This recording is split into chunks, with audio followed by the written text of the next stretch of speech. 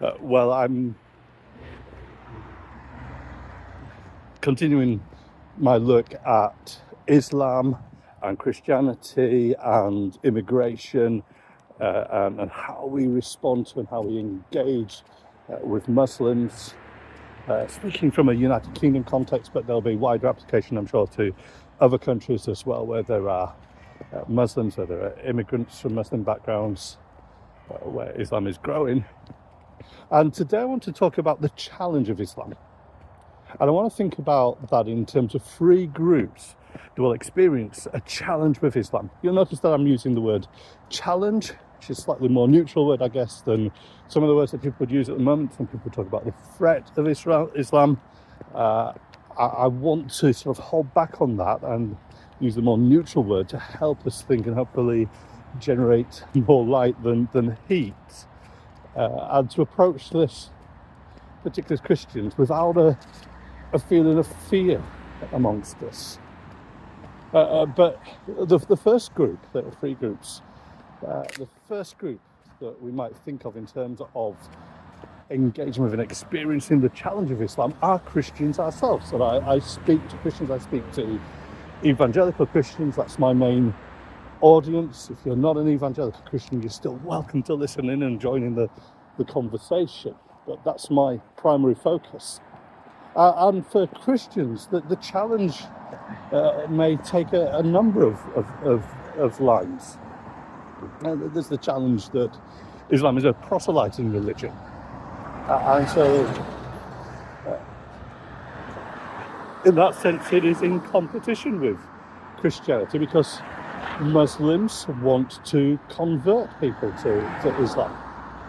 That means that when you are engaging with your Muslim friend, if they are devout, then they want to see you become a Muslim just as much as you want to see them become a Christian. That can make conversations hard, can't it? It means that Muslims will seek the same space as Christians. So, for example, in Birmingham city centre, where I'm from, there's a lot of a challenge at the moment because traditionally evangelical Christians have engaged with things like book tables and street preaching and giving out tracts and gospels and things where possible out in the open air. And guess what? Muslims have learnt from that, and so you get Muslims stands and stalls as well, and they compete for the same space. There may be the concern that Muslims are seeking to convert to Islam people that we want to become Christian. Well, and that's true of anyone, isn't it? But it may be particularly that they're seeking to reach the same people that you are trying to reach. There may be the question of do our friends want our children to convert to Islam? So that's one aspect of the challenge. The other question is this, that when we think of what is being said about some Islamic agendas and what we see in terms of religious freedom in Islamic cultures is that if particular areas become more Islamic, does that affect our freedom to preach the gospel? Could Christian freedoms be challenged? And that's one of the questions that's coming up, isn't it?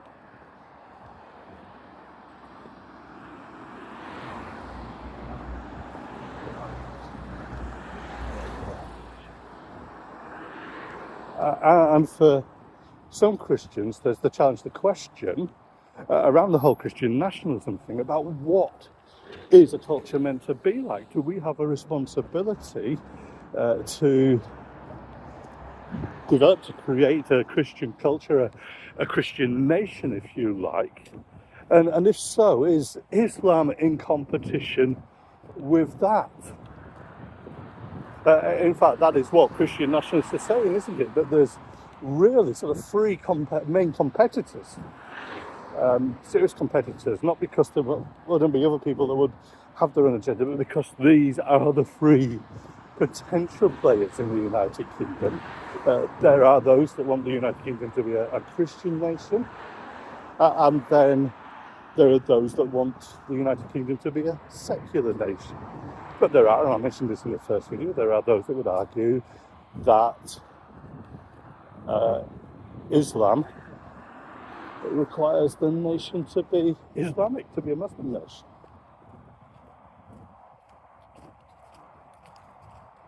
So first of all, there's the challenge for Christians, and that is moving us into the second group, isn't it? Because the second group is this. You have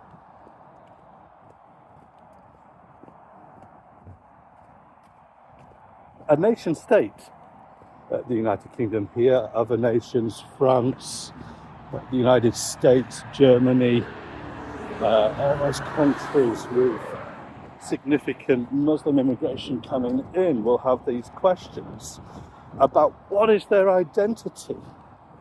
Are they Christian countries? Are they secular countries? Are they pluralistic, multicultural countries? What does that mean? And then what do you do if there is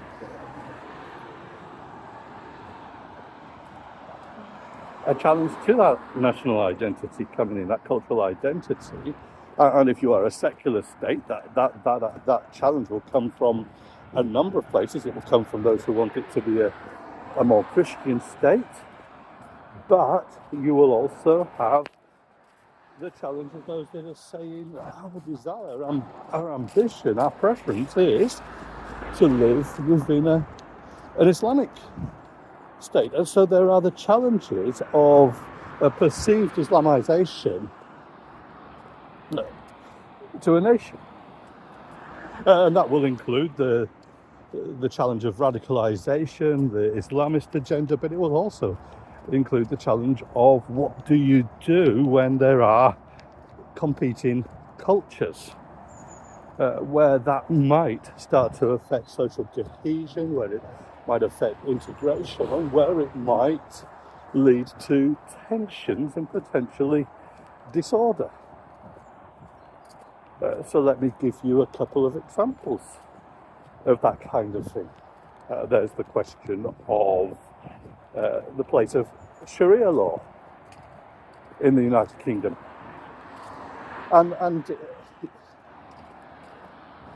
there are some who would see that as a major threat, an alternative jurisprudence, an alternative justice system, a rival to our courts. There would be others that would argue that no, it's not. It is simply about your decisions within a particular religious community, just as the Anglicans and the Presbyterians have their church courts, just as independent evangelicals would bring matters to the church members or to the elders, depending on their church polity. So that's what will happen in Islam. I think it's a bit more complicated than that. I don't go along with that view. I think that there's a legitimacy in challenging the assumption that Sharia is an out-and-out challenge to our jurisprudence, to our justice system. But there are challenges within that because of this idea that Islam affects the whole of your life, and because those courts are going to deal with questions like marriage and divorce and that kind of thing. So it goes a bit beyond what you might have within the church, and some kind of understanding of how that relates is going to be needed.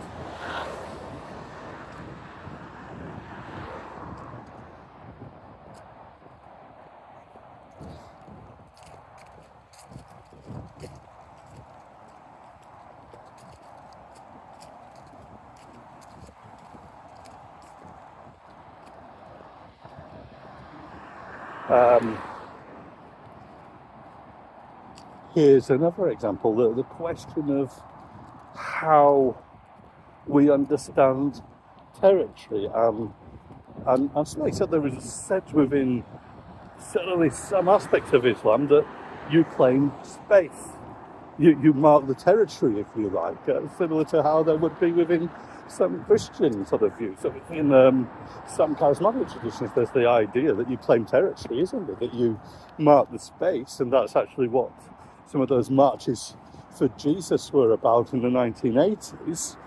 And I remember people talking about saying we need to go and prayer walk around buildings and places to claim the territory from evil spirits and that kind of thing as belonging to Christ and his kingdom.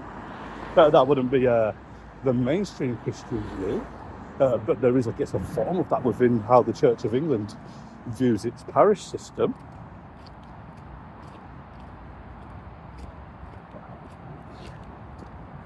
But then what happens, for example, when you have what happened recently in Tower Hamlets? So just to give you a bit of background to this, and by the way, I've seen videos basically showing masked Muslim men out on the streets in Tower Hamlets saying their prayers, but also saying this is our space, this is our territory, you're not coming in here. And that has been presented as an example of Islamic extremism. And certainly there is something unhealthy and extreme within that. But the context, of course, is that there was a planned rally, march through Tower Hamlets, an attempt to claim territory by the UK Independence Party. And those kind of tactics we've seen before. In fact, we've seen it not just in the Islam Christian context, but we've seen it in terms of BNP marches in the 1980s, further, and clashes with anti-fascists in the 1930s in the New Party. But in Northern Ireland, the sort of the marching season where the Protestants would march through, the Orangemen would march through Catholic parts of Belfast, and all the tensions that came with that. So there's another bit of context that we need to think through there as well.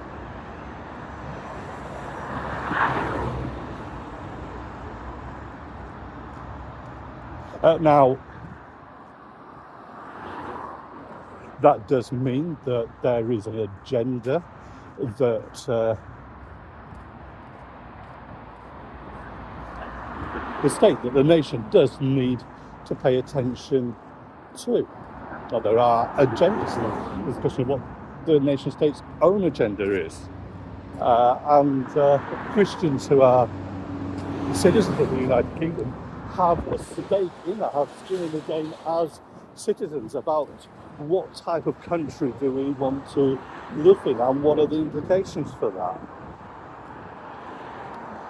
But my primary focus remains on Christians and the church and mission. The third kind of area is the one that we perhaps neglect a bit too much. And that is the challenge of Islam for Muslims living in the United Kingdom. And I say that because all of the language, all of the conversation has treated Muslims as other, as part of this sort of uniform, impersonal force that is invading. But actually, you've got people coming in here from different cultures, different contexts at different times. And so included within that will be people that have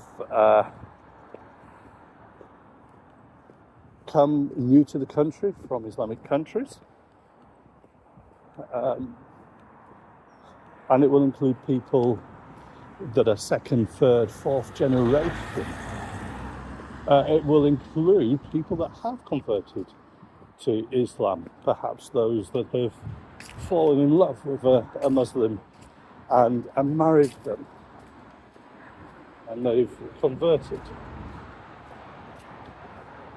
It will include those that, even though they've not gone all the way and become Christians or completely renounced their faith, have very negative experiences of living in more Islamic cultures that disagree strongly with what has happened, for example, in Iran. And it will include those that are very positive towards the idea of an Islamic state and Islam at its perhaps most radical.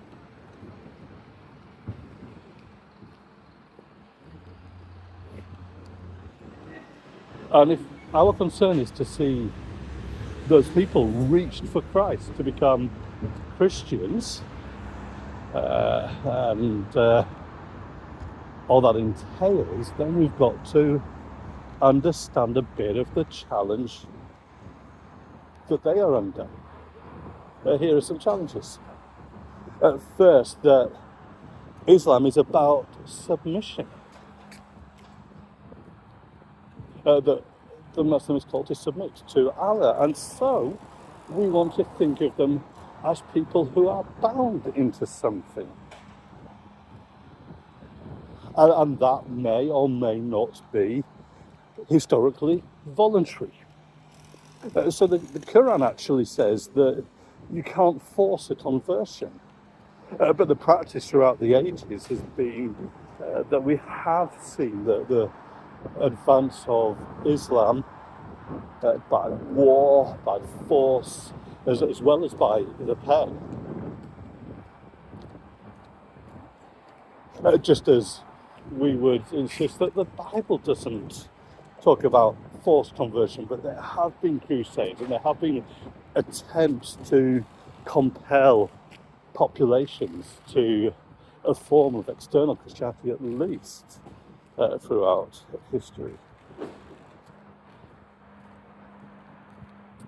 And what that means is that somebody may be here, and many generations ago their forefathers were compelled through different means into Islam. And compulsion, remember, can be much more subtle than convert or you will die. It can be about what it means to assimilate and to fit in and to be safe. So there's the first challenge to think through. Here's a second challenge that comes for Muslims, and also a challenge for us as we engage with Muslims. Something called the doctrine of taqiyya. And that's the doctrine, the idea that it is okay for a Muslim to practice a form of deception. Now, it's important to understand what this is, and funnily enough, this has crept into the Federal Vision and therefore into some Christian nationalist type thinking as well.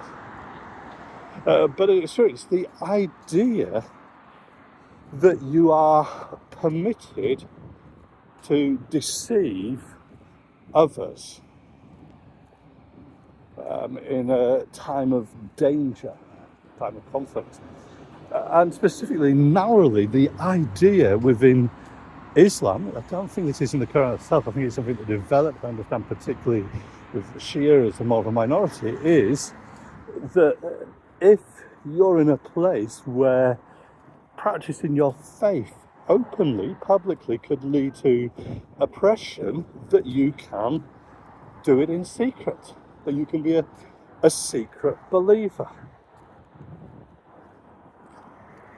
Now, some people think that is being interpreted more broadly, and that means, and it has been suggested more from the outside in rather than the inside out, that permits Muslims to deceive and to lie, and so therefore we can't trust anything that they say. Now, it is possible that some are being encouraged to interpret it that way, and that they're even being given a broader description of what it means to be under a kind of oppression.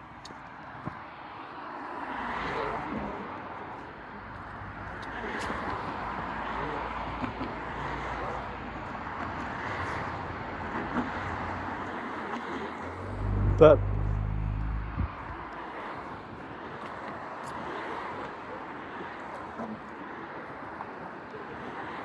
I think we've got to be careful in our handling of it.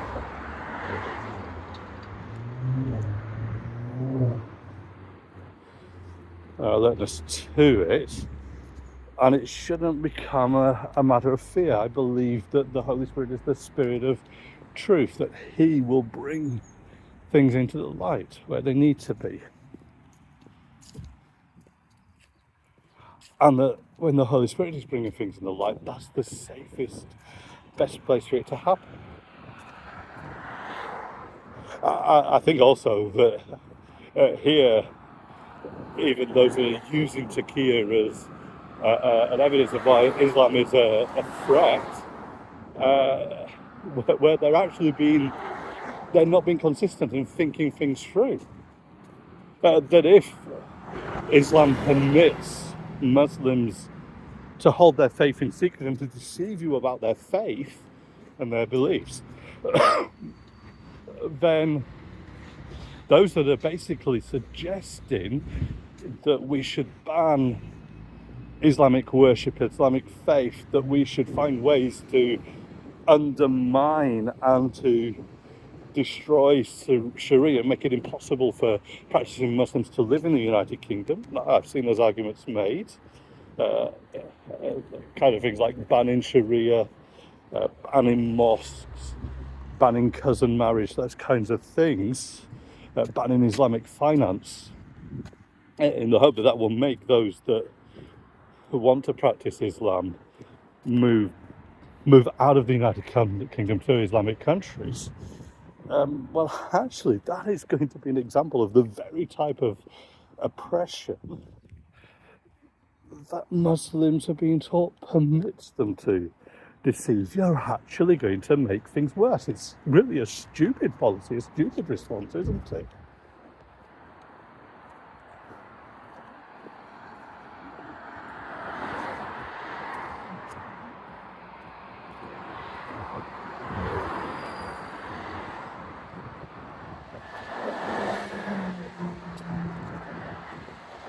Here's another challenge. The question of what their duties, what their responsibilities are as Muslims beyond their prayers and pilgrimage. What are their responsibilities in terms of integration into a society? And what is possible? There are two aspects to this. Here's aspect number one. Let's go to the elephant in the room. The question of jihad.